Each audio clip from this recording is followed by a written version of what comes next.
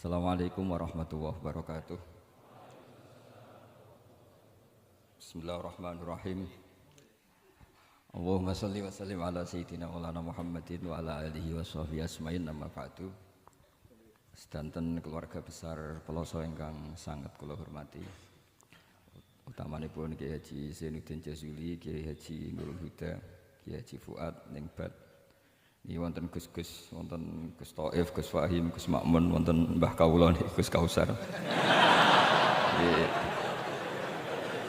Ini yang saya agak kecewa itu moderatornya itu berusaha guyon karena takut tak suruh baca Fathul Wahhab. Jadi guyon itu ada dua, guyon yang memang sudah selesai seriusnya. Saya pernah diceritain Mbah Mun, kata Mbah Mun, Kiai maca kitab guyon dikritik. Maca kitab kok guyon, terus kata Mbah Mun membela diri. Mergo macane wis iso, mulane iso guyon. Nek ra iso wis runtusen sik. Anda baca kitab ndak bisa, itu bisa guyon apa ndak? Ndak bisa, roh kitab wis meriang. Jadi orang guyon itu bukti alim. Tapi ada juga guyon yang menghindari ngomong serius kayak moderator itu. Jadi ini masalah ya. Terus kecewa saya kedua, saya itu ngira Santri Proso itu katanya terkenal khusuk-khusuk, adabnya bagus. Ternyata ada percontohan yang enggak bagus. Di depan para gus-gusnya guyon. Jadi ini kekecewaan saya yang kedua. Nanti saya lebih kecewa lagi, ternyata yang khataman Fathul Wahhab itu tidak paham Fathul Wahhab. Itu lebih kecewa, tak bawa sampai mati itu nanti. Itu kecewa itu tak. Nah begini sebagaimana makalah yang saya bikin, karena tadi moderator sudah guyon, saya berusaha ngendikan serius. Karena memang fikih itu harus dikaji secara serius, meskipun dengan pikiran yang ceria, yang riang. Saya itu di Jogja itu lama sekali dan tetap sebagai rujukan. Karena saya spesialis sering ngendikan fikih. Saya dulu musyawarah ya seperti urutan di Peloso, mulai takrib, mu'in, tapi di sana langsung mahalli. Karena Fathul Wahhab gak diajarkan di syawir, di musyawarah. Tapi saya pernah ngaji Mbah Mun Fathul Wahhab. Dan beliau sering berpesan, nak kanggo masyarakat ojo wahab repot, nganggo mahalli saja. Mahalli itu kan Surahibin itu yang mensarai minhajud thalibin. Ini bukti bahwa saya ini alim betul, bukan guyon yang dari tidak alim itu. Jadi ini bedanya saya dengan moderator. Nanti kalau nggak percaya diuji di sini di depan.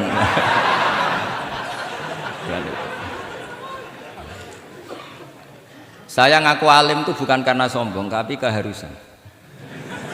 Karena begini ya, kalau kamu punya istri mau melahirkan, itu mesti nyari tulisan bidan. Barokahnya tulisan itu kamu tahu siapa bidan. Kalau kamu gigi sakit pasti cari tulisan dokter gigi. Sekarang kriminal kita adalah yang tahu Wahhab tidak menulis ahli Fathul Wahhab, ahli Fathul Qorib, sehingga masyarakat itu susah nyari konsultan ahli fikih karena santri Peloso tidak menulis di rumahnya ahli Fathul Wahhab, ahli Fathul Qorib. Lo itu penting supaya orang tahu. Setidaknya kenapa nyuwun sewu banyak, kalau saya boleh agak merovokasi, dan itu bagus, provokasi itu bagus kadang, tapi untuk kebaikan. Kenapa orang-orang lain itu menjadi rujukan? Karena mereka memaklumatkan diri, dengar gelar RC, MA, terus ahli fikih. Tapi kita yang ngaji Wahhab, khatam, musyawarah khatam, nggak nulis di rumahnya ahli Fathul Wahhab. Setidaknya Anda nulis, konsultan kalau ingin mondok ke Peloso. Sehingga orang daerah kamu kalau mau mondok ke Peloso, konsultasi ke kamu. Tapi kita terlalu adab. Padahal awalun nubuwah itu dimulai dari at-tahaddi. At-tahaddi memaklumatkan diri kalau beliau adalah seorang nabi. Jadi kalau kamu boyong harus memaklumatkan diri. Saya tidak bakul bako, saya ahli Fathul Wahhab. Lah ini khataman Fathul Wahhab cerita bako. Wa itu innalillahi wa inna ilaihi raji'un. Ini harus gimana ini mau? Ya Anda harus tersiksa dengan keterwakilan oleh ini.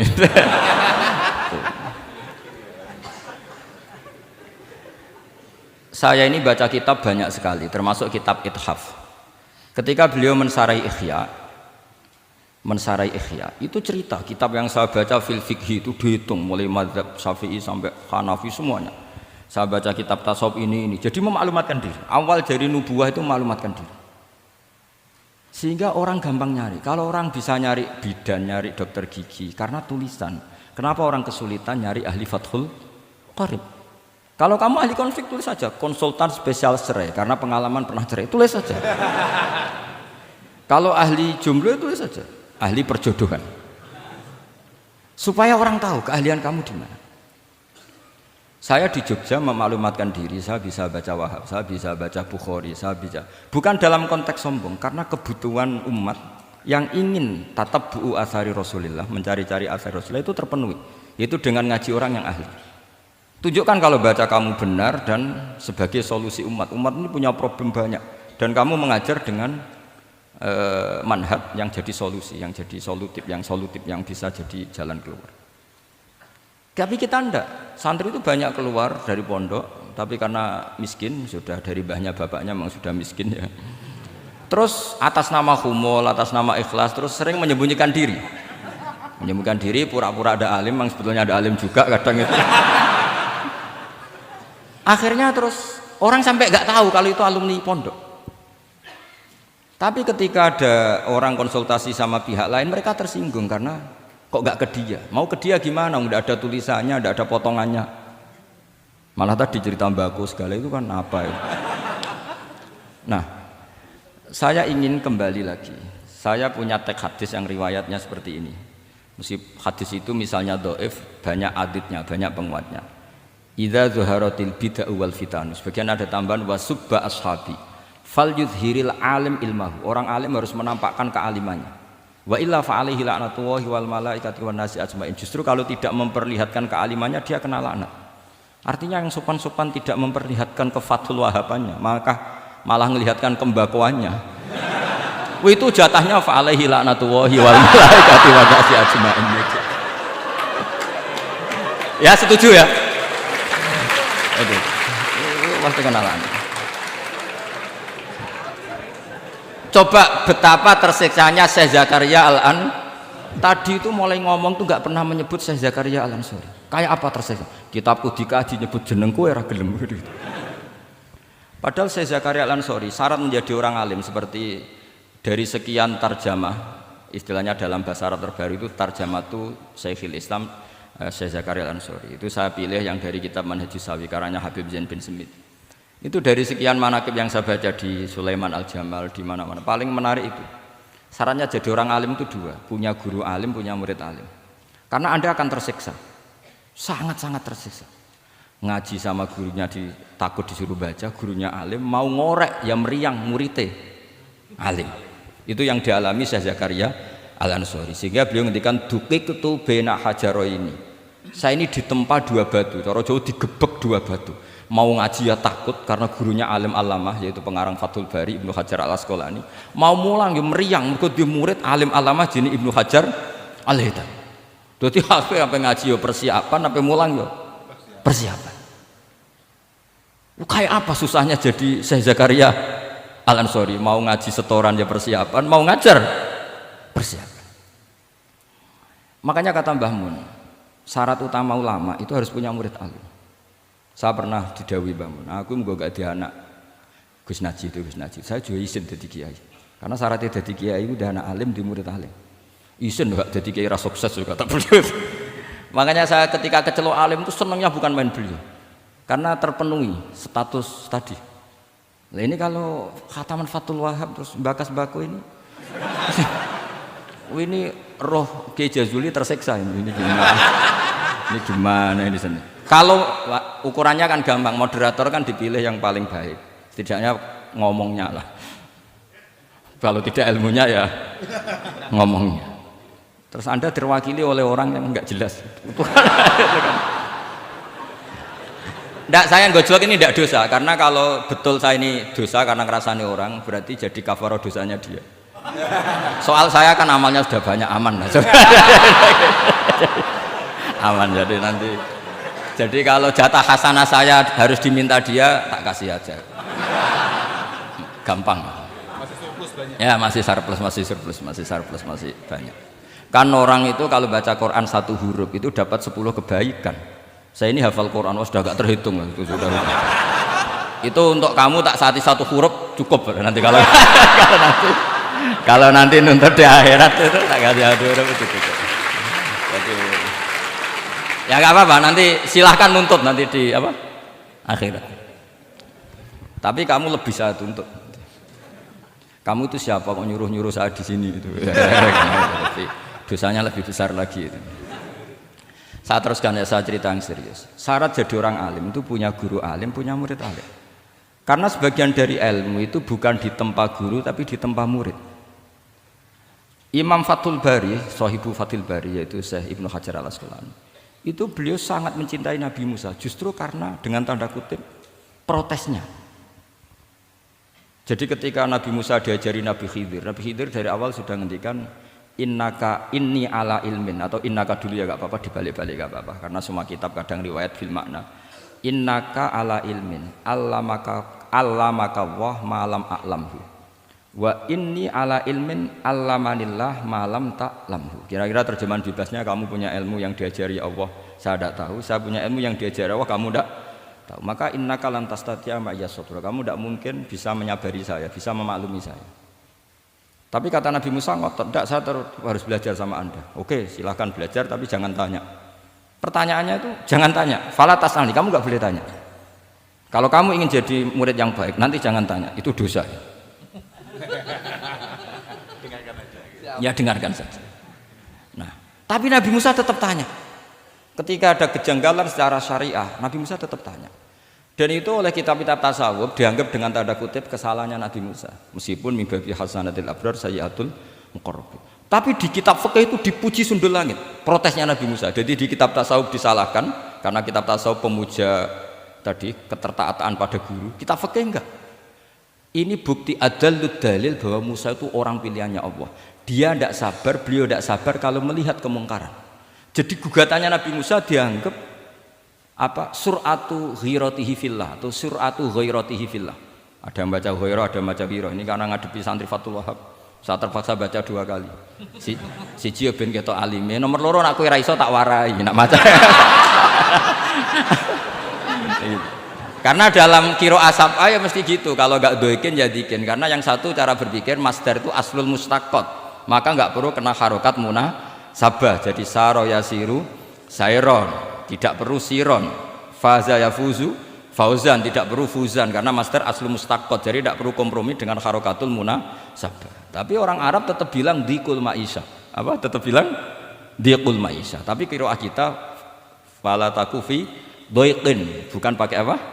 Dikin. Ya, makanya kemungkinannya 2. Saya baca 2 kali ben ketok alime. Karena saya ini menghormati sampean. Mosok ngundang wong ra alim kan sini-sini wong. Nomor 2 anak kowe ra iso tak warai kalau bacanya itu 2. Jadi andai kan saya ngajar di pondok pelosok saya baca mesti 2 kali. Wayah sibu zaitun kada, wayah sabu zaitun kada. Karena dalam qiraat sab'ah ada yang baca yahsibu, qiraat kita baca yahsabu. Tapi guru-guru kita kalau ngajar fikih itu bacanya yahsibu. Tapi kalau baca Quran yahsabu. Ya kan Quran kita kan ayah sabu Allah yaqdiru alaihi ahad, bukan dibaca ayah sibu. Saya teruskan. Jadi syarat jadi orang alim itu harus punya guru alim dan murid alim. Imam Fathul Bari ketika menganalisis Nabi Musa itu beliau memuja Nabi Musa. Ini bukti ghirahnya Nabi Musa yang luar biasa. Beliau paling tersinggung kalau untuk hikat hurumatullah. Orang sudah ditolong kok gak matur nuwun malah merusak perahunya. Jadi itu secara syariat itu mungkar. Kalau mungkar ya harus diprotes. Artinya itu sifatu madhin. Protesnya Nabi Musa itu sifatu madhin, bukan sifatu dhammin. Itu Ibnu Hajar Al-Asqalani, gurunya Syekh Zakaria Ansari. Ketika orang tasawuf nganggep yang dilakukan Musa itu agak-agak mazmum karena protes sama guru. Pertanyaan saya ke anak-anak Fathul Wahab, kamu milih siapa? Milih partainya Ibnu Hajar Al-Asqalani apa milih partainya orang tasawuf? Selama ini roh potongannya sampean milih yang tasawuf. Karena sampean dengan ilmu pas-pasan ini gak suka kalau ada murid tanya. Betul ngaku mawon. Tapi karena tadi logika syariatnya kata Ibnu Hajar Al-Asqalani, Musa itu kalimuwah termasuk ulul asmi, sementara Khidir hanya seorang nabi. Apa yang dilakukan Musa tentu lebih keren karena beliau seorang nabi dan rasul. Jadi jangan kira terus di situ merupakan mangkobah, satu derajat yang luar biasa bagi Nabi Khidir ngalahkan Musa, itu enggak. Tapi ini juga mangkobah bagi Musa, betapa enggak sabarnya beliau ketika untuhikat hurumatullah. Dan itu Ibnu Hajar Al-Asqalani dalam bingkai itu. Jadi beliau itu sangat ringan sekali. Artinya gini, kita bahas Zakaria Al-Ansori enggak bisa tambah bakas gurunya, yaitu Ibnu Hajar Al-Asqalani. Nanti saya bakas muridnya. Lah yang mulai bakas muridnya itu kamu harus siap-siap. Karena kiai-kiai di pelosok itu alim alama. Masalahnya nanti pasti di muridnya. Saya Zakaria Al-Ansori aman karena punya murid Ibnu Hajar Al-Haytami. Ibnu Hajar Al-Haytami aman karena punya murid Zainuddin Al-Mali Bari yang ngarang mulai jenengan ini. Jadi masalah bukan pada gurunya, tapi pada siapa? Muridnya. Terus Ibnu Hajar Al-Asqalani itu orang yang luar biasa. Saya pengagum beliau karena saya kalau baca Bukhari pakai pertolongan sarah beliau yaitu Fathul Bari. Itu beliau kalau protes, sukanya memang protes. Beliau itu nakot itu ahli kritik, ahli protes. Beliau termasuk sering kritik Imam Nawawi, kritik orang-orang sebelumnya. Tapi ya dalam konteks kebaikan. Imam Nawawi itu punya sarah namanya Syarh Muslim Lin Nawawi. Terus beliau punya kitab fikih Minhajut Thalibin yang disadur oleh Syekh Zakaria dari Manhajut Thullab. Yang satu pakai Minhajut Thalibin jamak mudzakkar salim, yang satu pakai Manhajut Thullab pakai jamak taksir. Kitab Minhajut Thalibin sendiri dari kitab Muharrar karangannya Imam Rafi'i, terpaut sekitar 3 orang sampai ke Imam Rafi'i dari Imam Nawawi. Imam Rafi'i ngarang itu dari Al-Wasid, Al-Basid dan Al-Wajiz karangan Imam Ghazali. Dan itu saya punya. Kitab indukannya Imam Ghazali Nihayatul Matlab fi Dirayatil Madzhab saya juga punya karangannya Imam siapa? Haromen. Terus sampai Mukhtasarul Muzani. Saya tadi sempat bawa kitab Mukhtasarul Muzani. Baru ngerti ini kok jadi pengajian umum lemes ya. Waduh, mau nyalahkan Gus Kausar Mbah nggak berani. Tapi saya tadi matur sama Gus Kevin, Gus ini kok jadi pengajian umum, nggak tahu. Sebenarnya saya ingin anak Wahab saja terus tak marahin terus pulang. Tapi ini di depan orang banyak, kalau marahin kan nggak baik ya sudah saya tak rileks saja.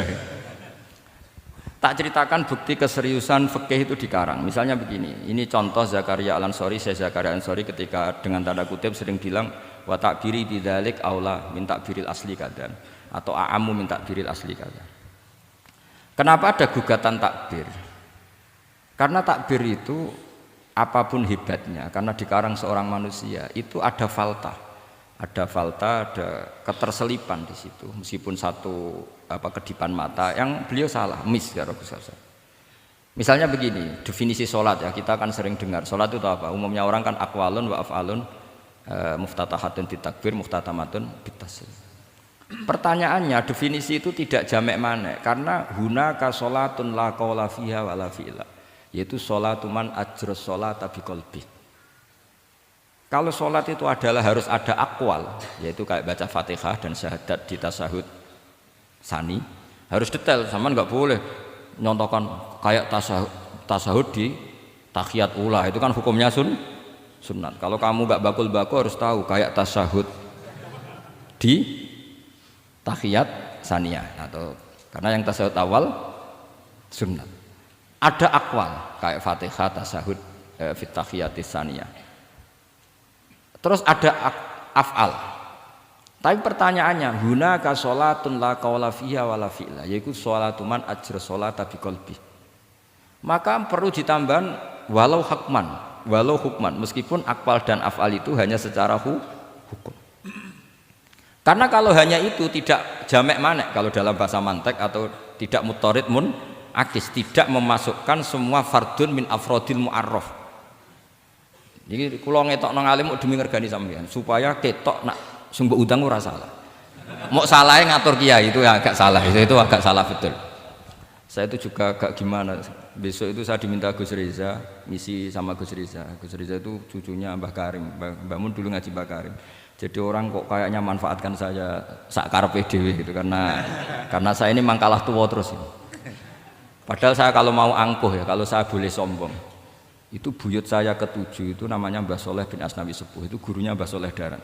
Dan Mbah Soleh Darat gurunya Mbah Hasim. Tapi angkuh kan haram, jadi ya sudahlah pakai tawaduk saja. Sebenarnya kalau saya boleh angkuh, kalau sampean malah lebih bisa angkuh lagi, ketemu di Nabi Adam. Lebih putu Nabi. Saya ulang lagi ya. Kalau kamu mengkaji Wahhab secara serius, itu kajilah seperti saya ini. Bahwa hukum itu harus dibenturkan dengan fardul masalah, dengan pengandian masalah. Misalnya begini, kalau ada hewan ketabrak truk jago, tentu kita diskusi hanya ayam jago, karena kalau ayam kecil kan gak eman, kelepek-kelepek meh mati. Cara pikirannya sampean ini yang anak-anak Fathul Wahhab itu boleh disembelih apa enggak? Tanpa disembelih pun pasti 1 menit lagi mati, atau setengah menit lagi mati. Karena dia kejet-kejet hanya prosedur kematian, memang syaratnya harus kejet-kejet. Tapi kan dia sudah tidak punya hayatun mustaqirrah. Kalau kamu pas musyawarah Fathul Wahhab itu disembelih halal apa haram? Tidak, sampean jawab saja, enggak usah sungkan, Gus, enggak usah jawab aja. Ini ada Gus Makmun, ada Gus Wahid. Halal apa haram? Cara pikirannya Syekh Zakaria Al-Ansori, bajuri itu haram karena dia tidak punya hayatun mustaqirrah. Oke, haram. Karena yang dikatakan penyembelian adalah menghilangkan nyawa karena penyembelian, sementara ini tanpa disembelih sudah mati. Tapi pertanyaannya gini, tapi nanti kalau disisir dari bab tabdzir, masa kewan jago larang mubadzir? Maka menurut mazhab Imam Malik, pokoknya keceluk di nyawa. Angger keceluk di nyawa disembelih ya halal karena jenenge nyembelih hewan yang masih hidup. Senajan tau wis kejet. Kamu milih mazhab Maliki apa Syafi'i? Ini ayam jago loh, bukan ayam kecil. Karena kalau yang kecil kan ikhlas. Itu kan seperti kepiting, banyak kiai ngaramkan kepiting. Yang keberatan banyak karena kepiting besar. Tapi ketika yuyu diharamkan nggak apa-apa, kecil aja. Padahal ilatul hukmi sama. Kira-kira kepiting sama yuyu, tahu sama yuyu? Itu kehidupannya sama nggak? Gaya hidupnya sama apa enggak? Sama. Tapi ketika kepiting itu ada perdebatan. Yang setuju halal banyak karena iman rasanya. Tapi ketika yuyu dikatakan haram, ada nggak yang protes? Tidak ada. Ikhlas semua kayak gitu. Ini ahli fikih apa ahli nafsu gitu.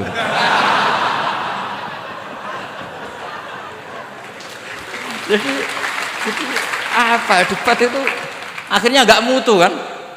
Coba kehidupannya kepiting sama yuyu itu sama apa enggak?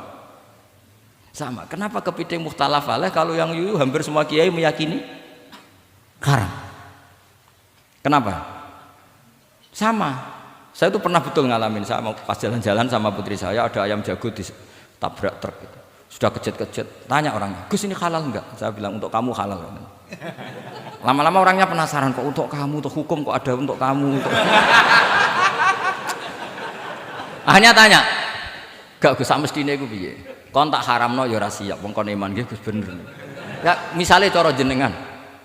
Aku kiai kurang pegawean tapi ya mangan pitik kejet-kejet aku.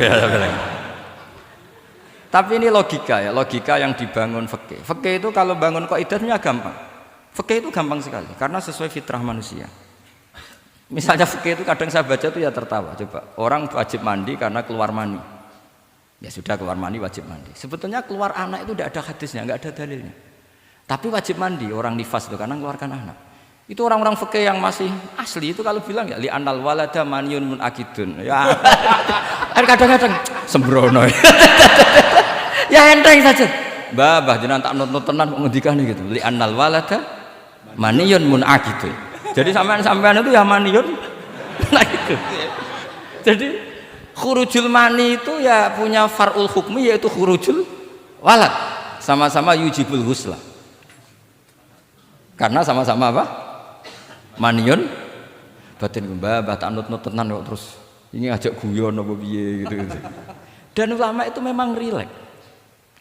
Ketika Syekh Zakaria Al-Ansori membela mazhab Syafi'i, yaitu dalam konteks tahur, kita tahu kan kalau ghafir itu mengampuni, kalau sering mengampuni disebut ghafur.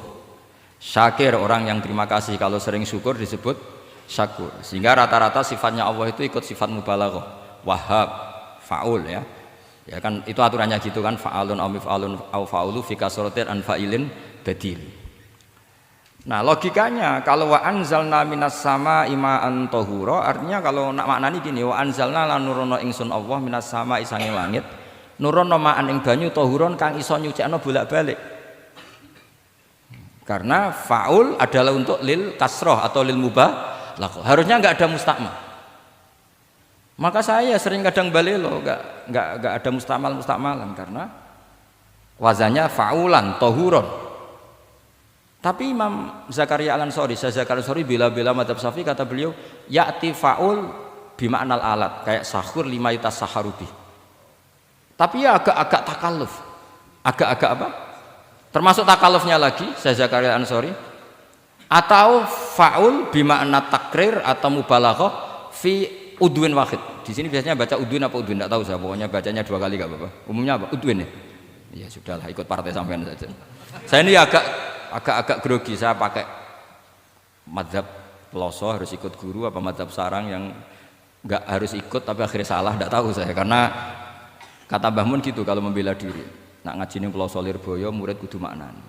Ya apik ben murid roh makna. Tapi nak sarang gak oleh dimaknani. Kesarang ketika dinyek al ilmu sayyidun wal kitabatu qaiduhu qayyid apa suyudaka fil hibalil wasiqa, kata beliau iya tapi nak naline kakean ya mati padha wae. Itu karena itu jadi itu guyonan ya, guyonan manhaj. Ini sudah saya sampean ini koalisi yang baik. Karena saya punya madzhab sarang, sampean punya madzhab peloso, harus sama-sama konsisten dengan madzhab masing. Nanti di mahsyar nanti kita ketemu. Siapa yang ahli Fathul Wahab, siapa yang ahli Bako.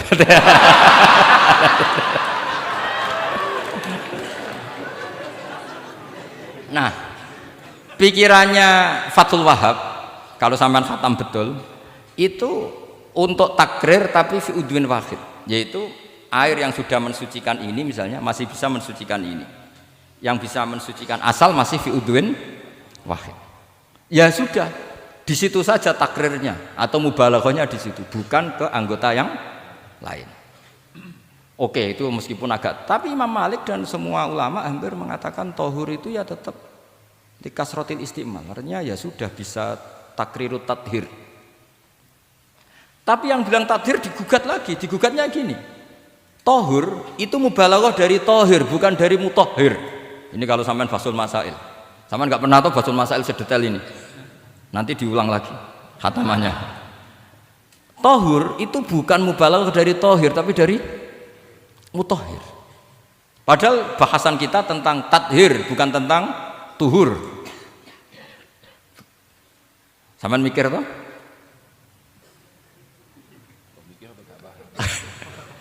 Enggak usah dijawab apa diterangkan? Apa ngaji lagi aja, enggak usah bohong dulu.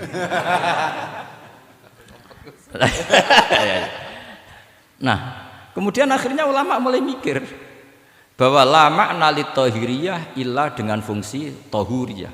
Tidak ada gunanya disestatuskan suci kemudian tidak berakibat mensucikan, karena ini air masih murni, ma'un mutlaq. Kecuali kayak teh kopi berstatus suci tapi tidak mensucikan. Tentu ma'an tohuro di konteks itu adalah tohir mutohir, karena contohnya air mutlak bukan kopi. Berarti meskipun tohur itu dari mubalaghah tohir tapi maknanya mutohir, itu perdebatan. Akhirnya apa? Orang itu menjadi cerdas, terutama di era Ibnu Hajar Al-Haytami, karena beliau ahli fikir. Beliau itu cerdasnya Masya Allah. Tapi apapun itu, beliau tetap manusia. Kecerdasannya kadang berlebihan dalam aturan yang dipatok madzhab Syafi'i, termasuk mensyaratkan Jumatan harus orang 40. Sekarang pertanyaannya gini, sama tak beri pertanyaan, harus bisa jawab. Meskipun salah nggak apa-apa, saya butuh jawaban, nggak butuh benar, karena sudah tahu mesti agak salah itu, nggak apa-apa. Ketika ada satu kampung yang orangnya tidak sampai 40 dan mereka ingin Jumatan, menurut kamu itu harus Jumatan, apa boleh Jumatan, apa harus duhur? Apa ya Jumatan ya duhur? Masyarakat gak mau biasanya. Tidak, harus Jumatan, boleh tidak Jumatan, apa harus duhur? Apa nggak perlu ada hukumnya, ben karepmu. Nah, di kitab-kitab I'anatut Thalibin, Sayyid Abi Bakar Sato, itu beliau ngendikan kamu harus tetap Jumatan meskipun jumlahnya belum 40. Karena apa? Madharat tarkil Jum'ah itu lebih ngeri ketimbang mensyaratkan 40 yang asal usul dalilnya itu tidak jelas. Imam Ahmad bin Hanbal kalau ditanya apakah Jumatan harus 40, itu ghadiban sadidan, marah besar. Lam yarid fil adat nasun, kata beliau. Enggak ada dalam adat Jumat dan nas. Imam Syafi'i itu hanya asumsi, biasanya wong 40 mesti ono waline. Tapi potongan-potongan gini meskipun sebanyak ini kan enggak, sampean menjamin enggak kalau ada 200 orang ada walinya ini? Dulu itu 40 orang pasti ada walinya, sekarang buat 1000 enggak ada jaminan ada wali. Dulu itu ada 2 wali, yang satu rokok, dikritik sama yang enggak rokok. Mosok pangeran dikebuli katanya karena tapi wali rokok ini ahli tauhid. Allah laisa bimakanin katanya. Saya tidak tahu ini jadi ya, kacau. Wali itu kalau sudah debat itu bener mana? Yang satu goslo, wali kok rokokan, pangeran kok dikebuli. Yang satu bilang apa? Allah laisa bimakanin. Terus saya teruskan. Jadi perdebatan di fikih itu sebetulnya semuanya itu rasional. Karena fikih dibangun di bawah qaidatul fikhi, qawaidul fikhi dan usul fikih. Dan semuanya itu muktabas atau multamas atau makhud min Rasulillah sallallahu alaihi wasallam. Sekarang saya beri satu analogi. Pernah ada satu kejadian Rasulullah sallallahu alaihi wasallam menghentikan la yusalliyanna ahadukum illa fi Bani Quraidah. Kamu jangan sholat asar kecuali sampai Bani Quraidah. Kira-kira saya ngomong sama santri, kamu jangan sholat asar kecuali sampai Lirboyo. Sebelum sampai Lirboyo ternyata kadati samsu antaghruba, matahari hampir tenggelam. Fariqun minhum, sebagian dari sahabat milih sholat di tengah perjalanan meskipun itu belum sampai Lirboyo. Alasannya musaro'ah fil waktu supaya tidak kodok. Yang sebagian milih sholat di Lirboyo meskipun ba'da antaghruba samsu, meskipun matahari sudah tenggelam. Ketika dilaporkan ke Rasulullah itu falam ya'nif, ada yang baca falam yu'annif wahidan, tak baca 2 kali karena ini nanti bisa jadi debat kusir. Sampean bacanya ya'nif apa yu'annif enggak tahu, pokoknya saya baca 2 kali. Kalau baca sampai 3 kali yang 3 salah karena memang pilihannya hanya 2. Kalau ada pilihannya 3 tak baca sampai 3 kali. Nabi tidak menyalahkan salah satunya. Yang satu pakai konstitusi yang namanya asar itu ya qobla antaghrubas samsu. Yang satu cara berpikir Nabi jelas mansus harus di Bani Quraidah. Sekarang pertanyaannya, kaidah umum tentang, saya ulang lagi, kaidah umum tentang asar itu qobla ghurubis samsi dilawan nas harus di Bani Quraidah, menang mana? Nas sama kaidah umum. Kira-kira kalau kamu menang nas. Tapi pertanyaannya, nas itu butuh mahal. Tentu boleh seperti itu. Asumsinya Nabi adalah jangan-jangan sampai sana memang belum ghurubus samsi. Maka makna yang mesti benar adalah aisari'u fil masyi. Kamu harus tergesa-gesa jalannya sehingga potensi menangi asar di Bani Quraidah. Jadi unik. Terus itu difahami pentingnya musaroah fil iktida. Jadi kalau anut Kanjeng Nabi harus musaroah. Nah, musaroah ini pula yang menjadi basis fikih. Makanya ulama dulu kalau ngarang fikih itu gampang sekali. Kalau orang tidak paham aja nggak bakat wali. Sebenarnya fikih itu gampang sekali. Bagi yang gampang maksudnya, sama tidak usah itu. Misalnya begini, Fathul Mu'in, Fathul Hab semuanya ngendikan wa yusannu nasyatun di sholatin. Jadi wa yusannu lan den sunatno apa nasyatun gumregah, semangat di sholatin krana ngadiri sholat. Fa inna wa ta'ala zamma tarikihi, sama sih ingat takbirnya. Zamma itu ngritik sapa wa utawa modho sapa tarikihi, pakai jamak mudzakkar salim. Tarikihi ing wong sing ninggal nasyat. Terus beliau mendalil qala ta'ala wa idza qamu ila sholati qamu kusala. Ciri khas orang munafik itu kalau sholat itu malas-malasan. Maka saya itu sering bilang ke santri saya, pokoknya nak jamaah kudu ono melayune, entah berapa kadarnya harus ada melayune. Guling-gilingan musaroah. Karena di semua teks kebaikan adalah fafirru ilallah. Lari, ada unsur larinya, ada unsur musaroahnya. Nah, lalu lama-lama mengatakan makna hadis ini yang mesti adalah pentingnya musaroah. Enggak perlu berdebat tentang boleh enggak sholat qobla lusul ning Quraidah atau tidak. Tapi harus, karena begini, yang mesti salah begini, ternyata kayak melakukan santai-santai ngopi sik, rokok sik, jagungan sih. Nabi kira-kira bisa maklumi enggak ketika cara jalannya seperti itu kemudian matahari terbenam? Karena ini yang pasti salah. Paham ya? Karena enggak sampainya sana karena salahnya sendiri, ngopi sik santai. Lah itu namanya fikih. Jadi fikih itu dari analisis yang normal. Makanya saya sering sekarang akhir-akhir ini sering kampanye kitab Sajaratul Ma'arif, dan itu saya serius dengan kampanye itu karena dikarang oleh Sultanul Ulama.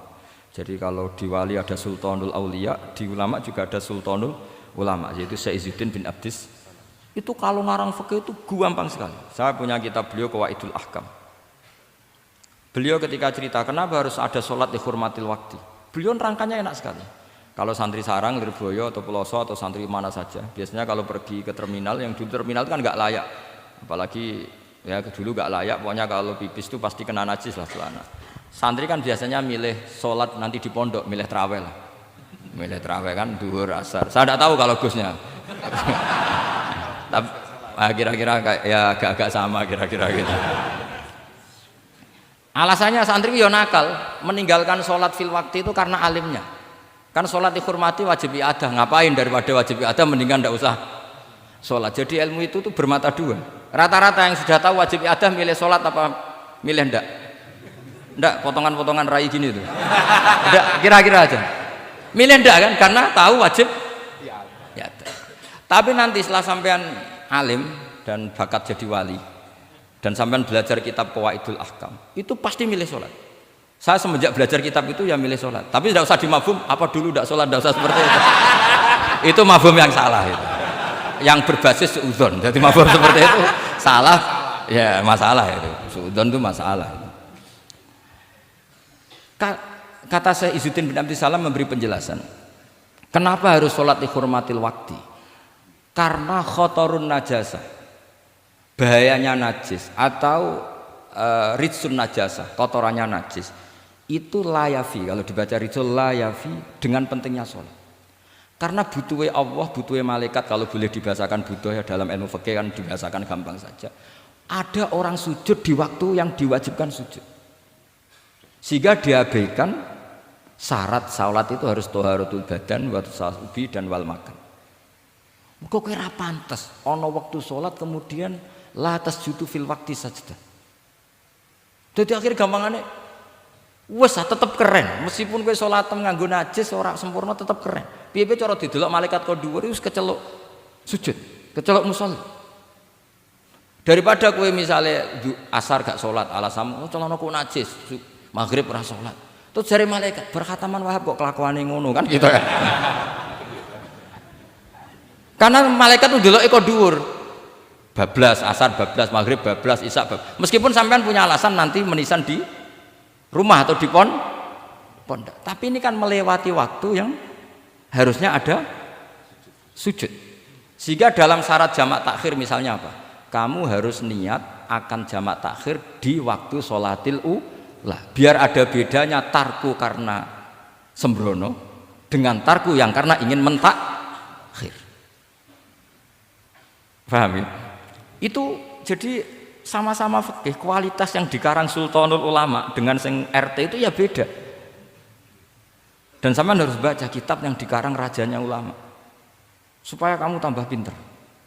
Nanti kalau gak pinter-pinter nanti sowan saya. Tetap gak pinter karena itu jatah. Jadi, makanya ada usah sowan ya, nanti gak ngefek juga gitu. Itu Syekh Izzuddin bin Abdus Salam. Terus kemudian beliau mengebabkan itu detail sekali, yaitu di Sajaratul Ma'arif dibabkan di bab faslon la yutrakul haqqu li ajlil batil. Itu beliau bikin satu strategi fikih itu yang luar biasa. Misalnya begini, jihad atau perjuangan membela Islam itu harus kamu menyertakan orang-orang fajir, orang-orang fasik. Kenapa? Likuwatil Islam. Karena kesalahan orang fajir itu tidak seimbang dengan pentingnya syaukatul Islam atau syaukatul muslim. Terus saya itu dulu ya iskal itu ya agak protes, tapi ini ulama wali. Sampai saya sholat berkali-kali, ya Allah saya beri kefahaman tak ini. Kalau terpaksa beda, nanti saya mohon ketemu beliau, saya mau protes. Sama nggak usah tahu caranya ketemu wali-wali yang sudah meninggal. Nanti kalau sudah jadi wali tahu sendiri. Jadi tidak usah tanya. Akhirnya saya sholat dan akhirnya faham tanpa ketemu. Karena saya bayangkan ketemu ya lebih sulit, mendingan minta faham timbang minta ketemu. Logikanya begini, misalnya Nyon Sewu kita di Daril Harbi, bayangkan kita di Daril Harbi atau zaman Indonesia dijajah Belanda. Saya ulang lagi ya, dalam konteks jangan sekarang, contohnya sekarang nggak perlu perang, zaman dijajah Belanda. Kita misalnya milih pasukan Hizbullah dan Sabilillah selektif, yang sholatnya benar, yang puasanya benar, yang toharohnya benar. Kira-kira dapat pasukan berapa coba? Nggak, jawab saja. Kan hanya dapat pasukan sedikit. Sementara misalnya Belanda Bisa pasukan banyak karena tanpa seleksi. Di sini nih hebatnya Rasulullah Shallallahu Alaihi Wasallam. Kata beliau wal jihadu madin mundu ba'atsan ya Allah ila yaumil qiyamah sampai ila ayyuqatila akhiru ummati ad-dajjal la yubtiluhu jawru jairin wala adlu adilin. Sebagian riwayat langsung wal jihadu tetap wajib bun alaikum ma'akul libarin wa fajirin. Lah, penjelasan Nabi kenapa kita harus berjuang mengawal Islam meskipun harus ma'akul libarin wa fajirin. Ya kalau di isim fa'ilnya umumnya guru-guru kita baca barin, tapi untuk masdarnya untuk kebaikan bacanya apa? Birun. Nanti kamu protes, oh barun itu daratan Gus, kalau birun itu kebaikan. Aku itu macaku kamus luwih suwi bocah kok sembrono. Saya ini karena meneliti kiro asapa, jadi insya Allah kalau masalah lughot itu saya sudah bukan sawir lagi Fathul Wahab, sudah di atasnya itu. Sampai sama tidak usah tersinggung, biasa aja maksudnya. Karena ini kompetisi, kalau sama nggak cocok ya harus bersaing, jangan geremeng tok. Gus Pak sombong enggak usah bilang gitu, saingi saja.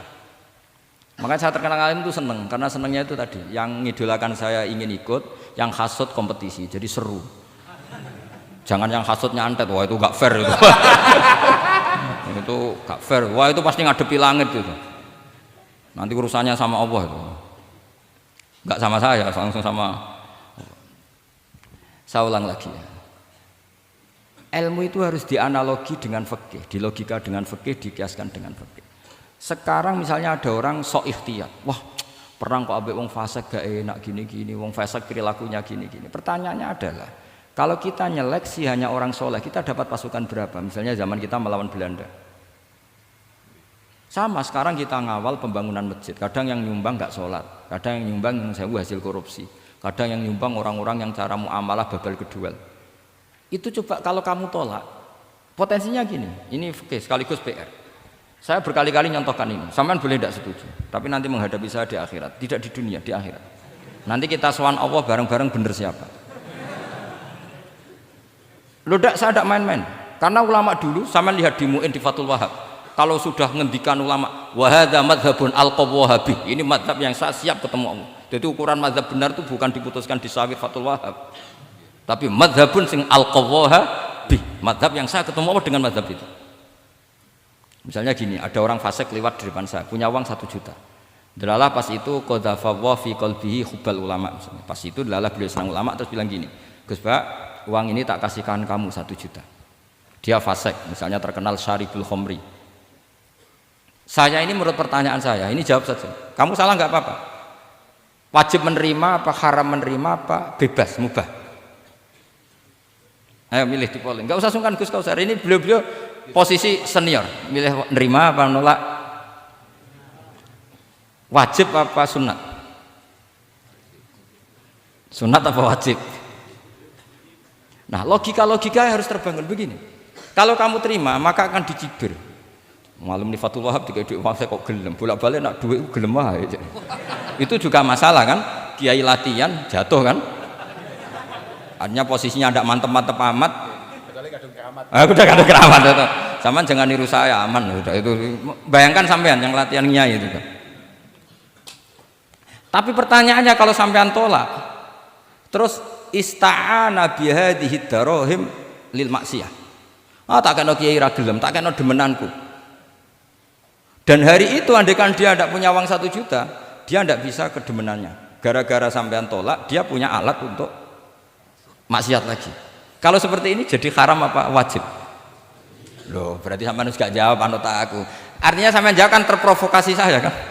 Terprovokasi narasi. Terprovokasi narasi. Itu kriminal untuk calon ulama gitu itu nggak boleh. Nah, logika ghanimah kira-kira seperti itu. Ghanimah itu normalnya haram.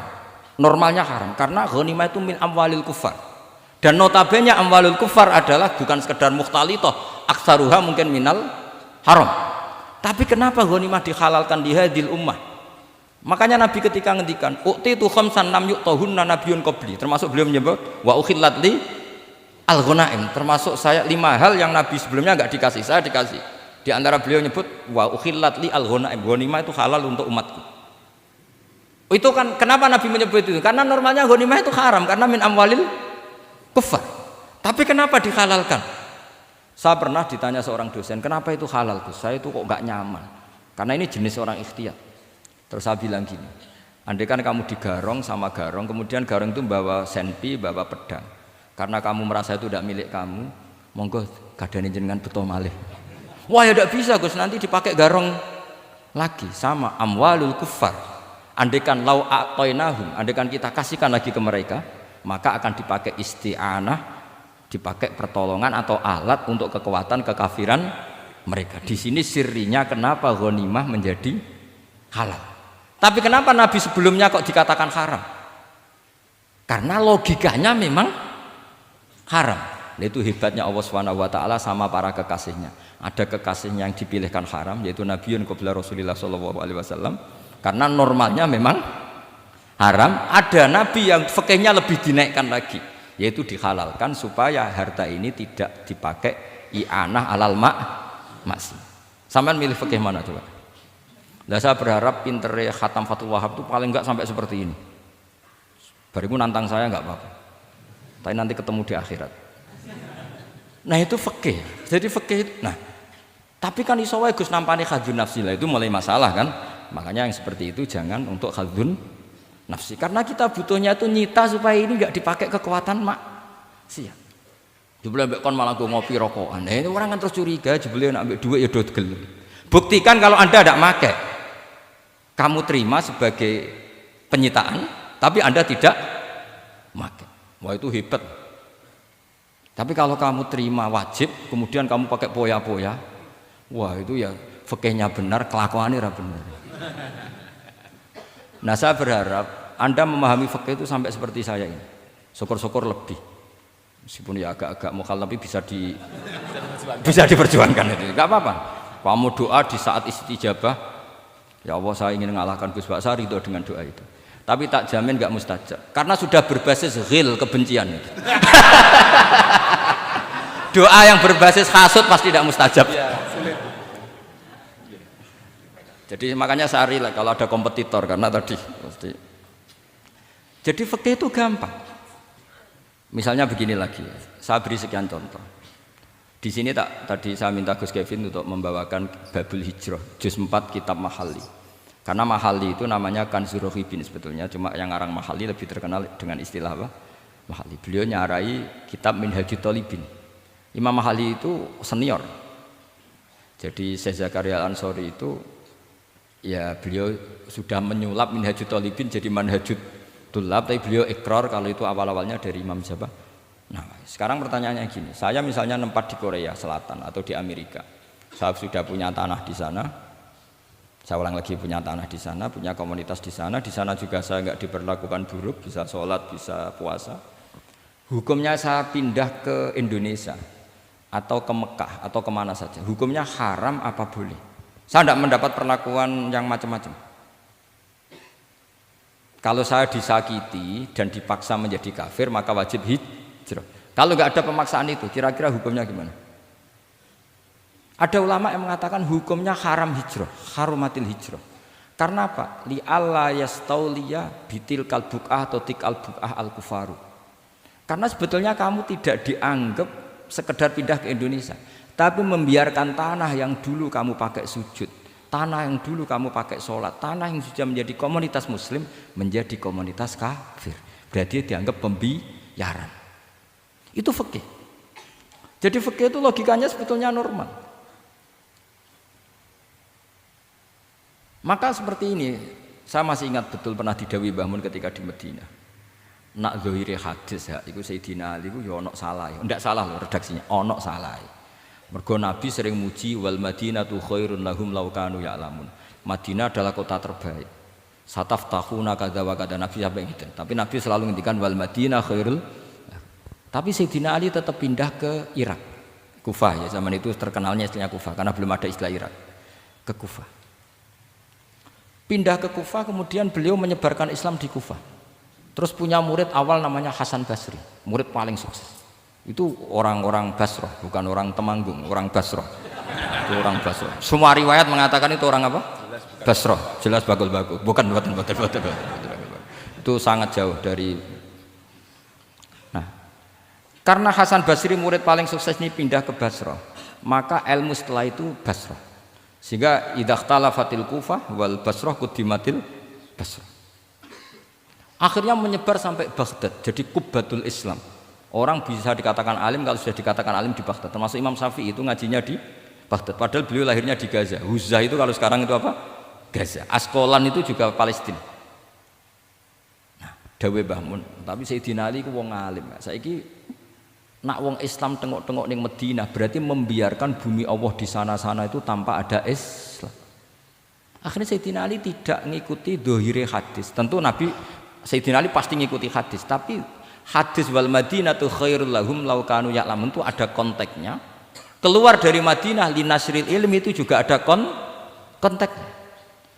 Sehingga kenapa dulu ketika futuhat, saya ulang lagi ketika futuhat, itu banyak sahabat yang sudah di Madinah mapan, ketika Mekah sudah takluk 100% sama Sayyidina Umar ditawari, halla raja'tum ila Makkah tatufuna bil baiti kada wa kada wa fadliyatu sholat fil haram ka alfi sholatin fi, itu dipuji-puji. Mbok yo pindah ke Mekah, Mekah sekarang sudah milik kita, sholat di Mekah itu ka alfi sholatin kada wa kada. Tapi kata para sahabat yang sudah di mana-mana, di Persia, itu kalau sekarang Iran, di Lebanon, di Syam kalau dulu, kata beliau-beliau itu paling banter kalau saya di Mekah ibadahnya tawaf, tapi kalau di negara-negara ini adalah nasrul Islam. Wa nasrul Islam itu da'bul ambiya bihada ursilatir rusul, karena nasrul Islam itu para rasul diutus. Akhirnya mereka terus hidup di mana-mana, termasuk muridnya Sayyidina Ali. Menurut sebagian cerita terus pindah ke Baros itu. Kemana? Baros. Jadi Islam pertama di Indonesia itu muridnya Sayyidina Ali yang di Sumatera itu.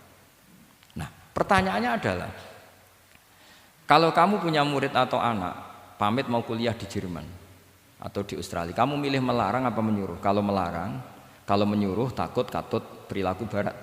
Kalau melarang berarti kamu membiarkan Jerman tanpa ada yang sujud. Padahal semua bumi diciptakan Allah, ju'ilat lanal ardu kulluha masjidan. Nah itu fikih. Fikih akan berdebat untuk hal-hal seperti itu. Ini saya beri contoh. Ini masih ada waktu 10 menit. Ya, jangan lama-lama nanti malah bingung. Yang bingung tidak sampean, saya juga ikut bingung nanti kalau kelamaan. Tidak, supaya ini logika ini apa? Logika fikih ya, fikih yang sekedap ini tadi sudah halaman 227 ya. Ini tidak, supaya sampean tahu, karena saya pernah belajar detail ya tentang Mahalli sama Qalyubi. Ini kalau di kitab ini halaman 227 ya, tentang juz 4 ya, halaman 227 juz berapa? 4. Saya beri contoh ya, ini supaya clear ya masalah posisi kita. Jadi misalnya sama orang Indonesia pindah ke negara lain, terus Indonesia kemudian ditempati orang-orang yang nggak benar, berarti kamu ikut tanggung jawab. Saya baca, Bismillahirrahmanirrahim.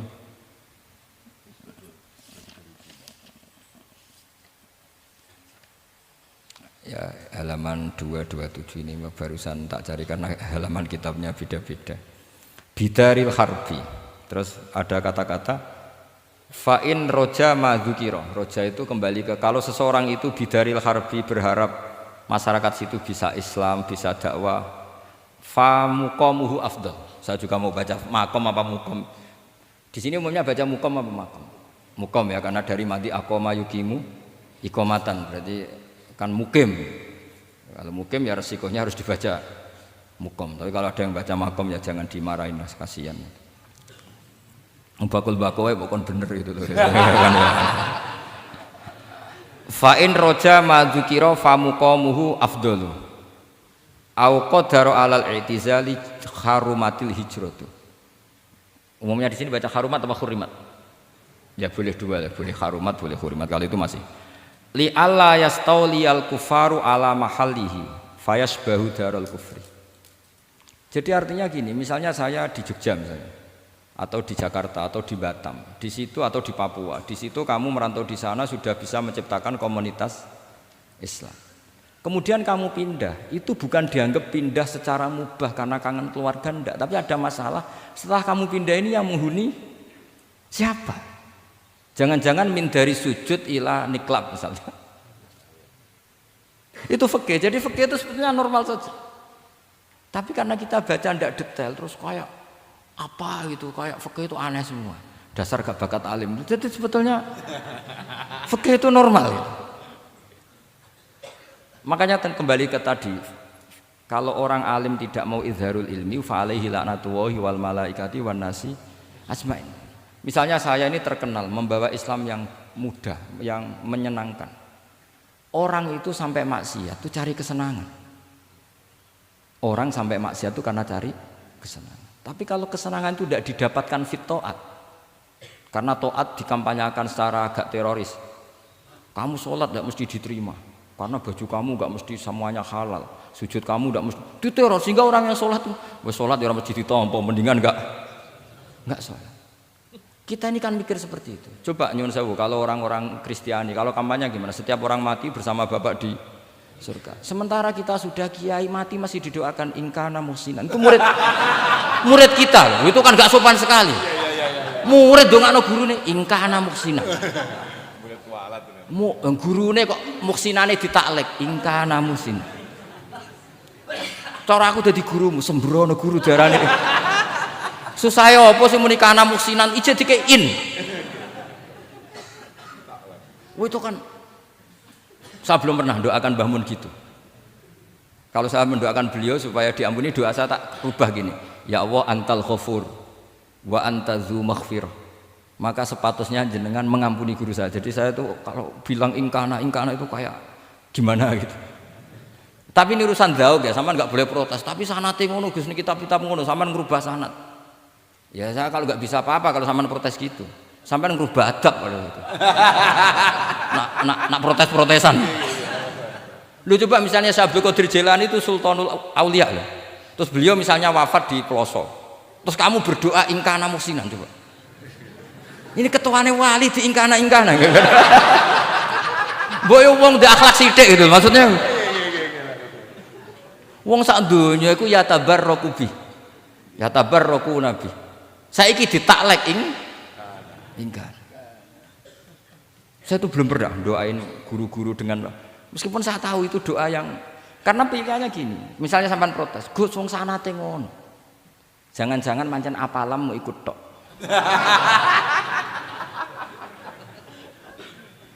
Loh Imam Syafi'i itu kalau doain mayit, ini sekaligus ijazah tapi haram ditiru. Ya tapi ijazah tapi haram ditiru. Imam Syafi'i itu pernah ngecewakan seseorang karena beliau itu idola. Ada orang meninggal, beliau diminta rawuh. Doanya hanya gini toh, ya Allah, Engkau itu tetap menjadi Tuhan meskipun tidak menyiksa orang ini. Jadi menyiksa orang ini tidak kebutuhan Engkau. Kalau tidak jadi kebutuhan Engkau ya tidak usah dilakukan, Gus. Itu terus pulang keluarganya gerembeng. Iki piye donga ngono tok. Tapi satu keluarga itu diimpeni, mayit itu diampuni gara-gara doanya Imam Syafi'i. Ya Allah, anta ghaniyun. Anta itu ghaniyun an adzabin. Engkau tidak perlu menyiksa orang ini. Engkau tetap Tuhan, tanpa menyiksa orang ini tetap Tuhan. Jika itu tidak kebutuhan engkau, ya sudah tidak usah dilakukan. Terus iya. Jadi kalau saya doain guru-guru ya Allah sifat ghafur engkau itu pasti efektif. Gak mungkin sifatnya jenengan kok boten tembus. Ya sudah, ya seperti itulah ya Allah.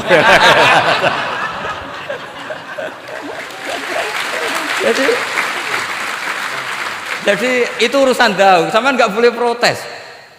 Gus Pak kok ngawur ijtihad itu bukan ngawur, saya ini orang waras. Punya rasa takzim sama guru sama para wali. Sementara kamu yang berdasar sanad tadi, jangan-jangan menghafalan kamu hanya itu. Ayo milih mana? Saya bukan bikin ajaran baru, ndak, ini cerita rasa. Cerita apa? Rasa. Dan itu di hadis-hadis gitu, Nabi itu kalau manja sama Allah gitu, kalau ada orang salah terus kemudian diazab, kata Nabi anta akram min ayu adzibahu marroten. Ini di dunia sudah pernah engkau beri sanksi ya Allah, anta akram min ayu adzibahu marroten. Tapi kalau belum disiksa kemudian dia aman-aman saja di dunia, engkau itu akram, engkau sudah mulia, gak pantas sudah menyelamatkan di dunia, kemudian jenengan dendam di akhirat masih jadi masih nyiksa lagi. Itu tuh Nabi itu kalau sedang manja dengan Allah itu akhirnya ya baik semua gitu. Lah saya jenis ulama yang partai itu. Partai itu lah kira-kira seperti itu. Jadi Ya jadi ini relax saja ini monggo niki tadi sesuai janji saya hanya 10 menit dari sekarang. Saya juga mungkin saya nanti tetap pulang karena saya besok ngajar di setainya Gus Yofur.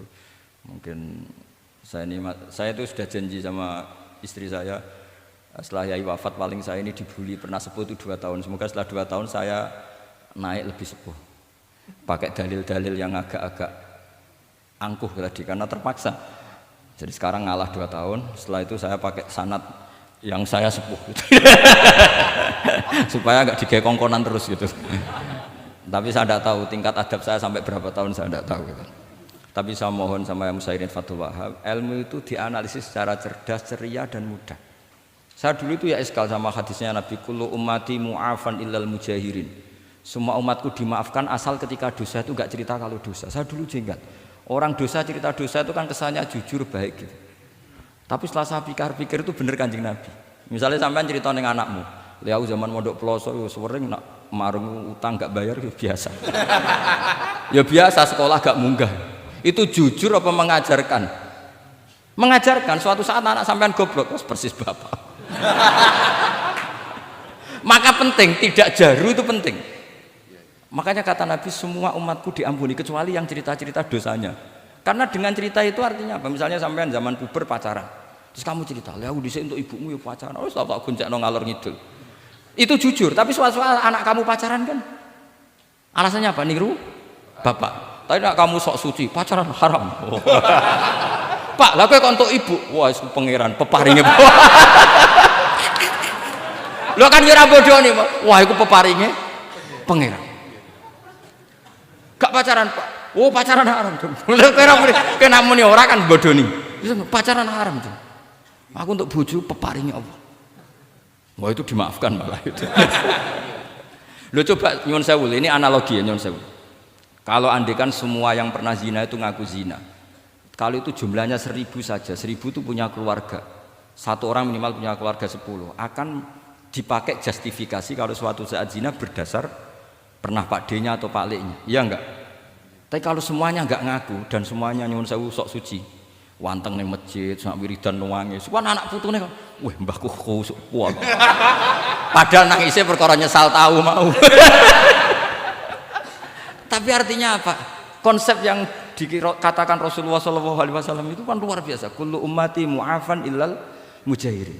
Karena dengan jihar, memang di situ masdarnya kok jadi jihar. Jadi bukan ijhar tapi jihar.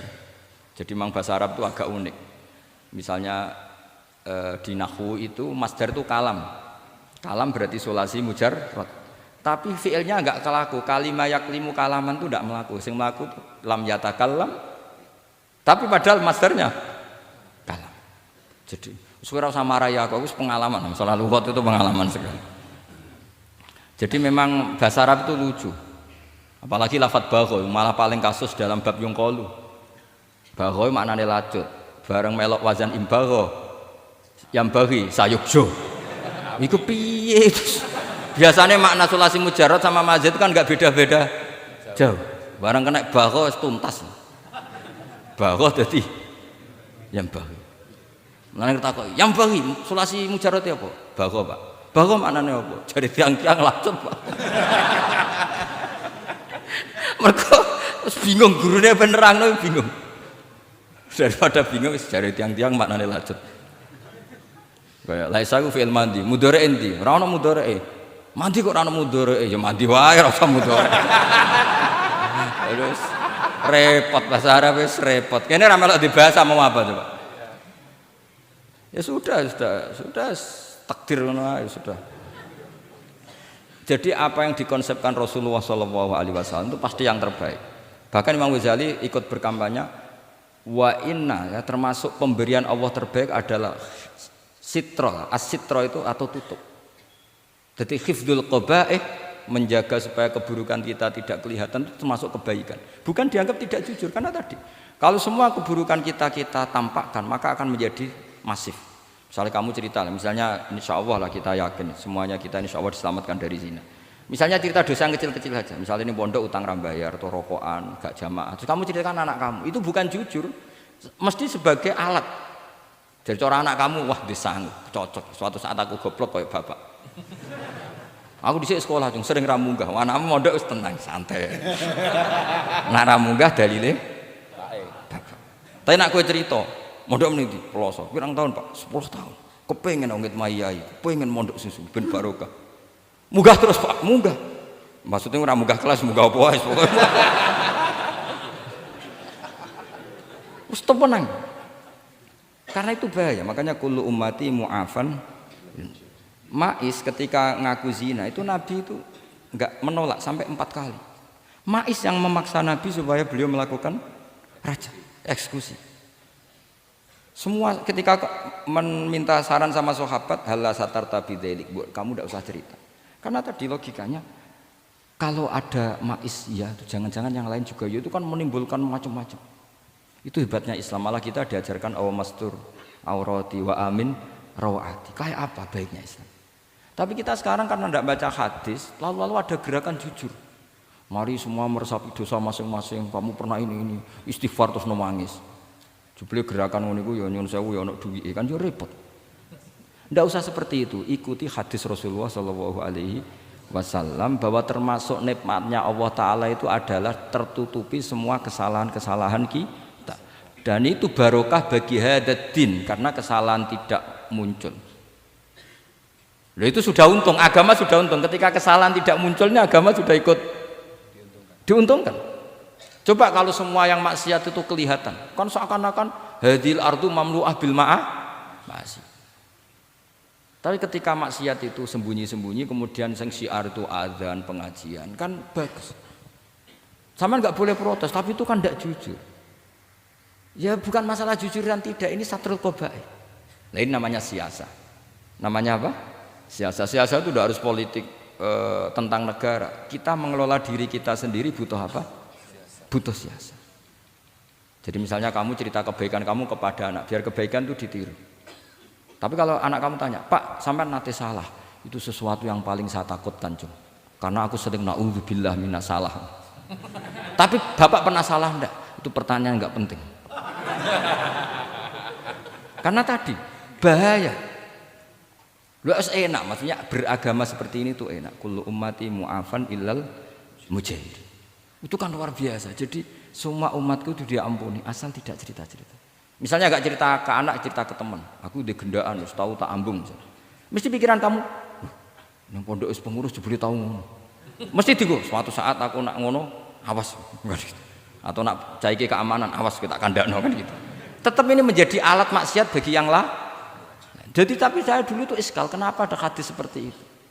Tapi setelah saya analisis, memang kalau ijtihar atau ijhar itu efek negatifnya luar biasa. Dan kita harus iktidak bi Rasulillah Shallallahu Alaihi Wasallam. Ya tentu idealnya yora maksiat, yora konangan maksiat. Memang karena tidak pernah itu ideal.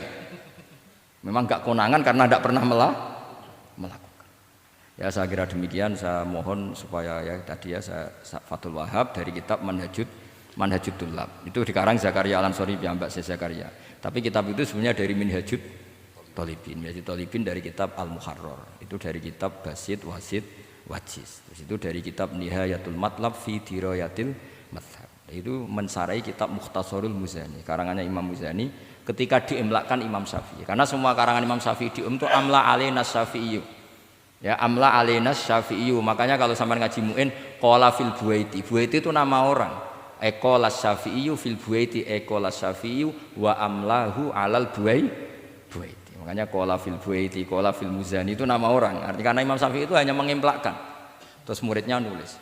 Nah kebetulan tulisan paling mudawwan itu karangannya Imam Muzani disebut Mukhtasarul Muzani. Sebenarnya beliau punya murid banyak, ada Imam Muzani, Imam Robi, Imam siapa Buaiti. Saya kira demikian. Assalamualaikum warahmatullahi wabarakatuh.